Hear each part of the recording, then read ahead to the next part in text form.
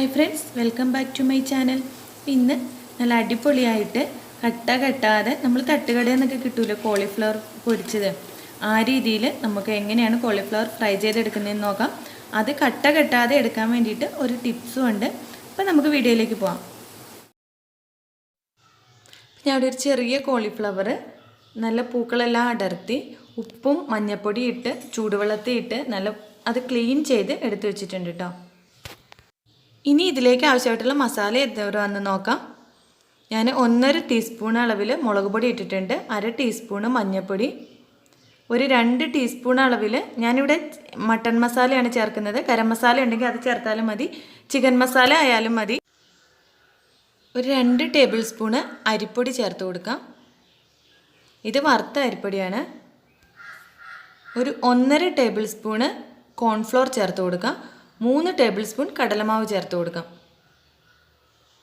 ഇനി ഒരു ലേശം സോയാ സോസ്, ഒരു 1/2 ടീസ്പൂൺ അളവിൽ സോയാ സോസ് ചേർത്ത് കൊടുക്കാം. 1 ടീസ്പൂൺ അളവിൽ ചില്ലി സോസ് ചേർത്ത് കൊടുക്കാം. 1 ടീസ്പൂൺ അളവിൽ ടൊമാറ്റോ സോസും ചേർത്ത് കൊടുക്കാം.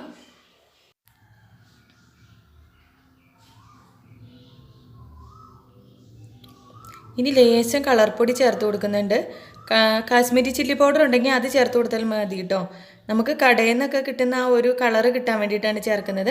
ഇനി ആവശ്യത്തിന് ഉപ്പും ഒരു 1/2 ടീസ്പൂണ് ഇഞ്ചി വെളുത്തുള്ളി പേസ്റ്റ് കൂടെ ചേർത്ത് കൊടുത്തിട്ട് നല്ലോണം ഇതൊന്ന് മിക്സാക്കി കൊടുക്കാം. അപ്പോൾ നമ്മൾ ഈ സോസുകളൊക്കെ ചേർക്കുമ്പോഴാണ് നമുക്ക് കടയിൽ നിന്ന് കിട്ടുന്ന ആ ഒരു ടേസ്റ്റ് കിട്ടുക.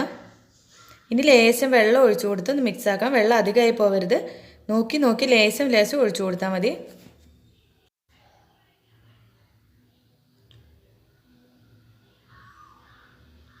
അപ്പോൾ എനിക്കൊരു 2 ടേബിൾ സ്പൂൺ അളവിൽ വെള്ളമായിട്ടുണ്ട് മാവൊന്ന് മിക്സാക്കി എടുക്കാൻ വേണ്ടിയിട്ട്.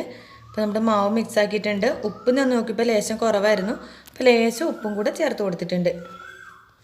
ഇനി ഇതിലേക്ക് നമ്മൾ ആ കോളിഫ്ലവർ വേവിച്ച് വെച്ചിരുന്ന കോളിഫ്ലവർ ഇട്ടിട്ട് നല്ലോണം ഒന്ന് യോജിപ്പിച്ച് കൊടുക്കാം. ഇത് മിക്സാക്കി വെച്ചിട്ട് ഒരു 10 മിനിറ്റ് അത് അങ്ങനെ തന്നെ ഇരുന്നോട്ടെ കേട്ടോ. മസാലയൊക്കെ എന്നാൽ അതിൽ പിടിച്ചോളും. ഇനി ചൂടായ എണ്ണയിലേക്ക് നമുക്ക് കോളിഫ്ലവർ ഇട്ട് കൊടുക്കാം. ഇട്ട് കൊടുത്തതിന് ശേഷം അത് നല്ലോണം ആ സ്പൂൺ വെച്ചിട്ട് ഒന്ന് ഇളക്കി കൊടുക്കാൻ ശ്രദ്ധിക്കുക. ഇളക്കി കൊടുത്താൽ മാത്രമാണ് ഇത് കട്ടാതെ ഓരോന്നും തനിയെ നമുക്ക് കിട്ടുള്ളൂ.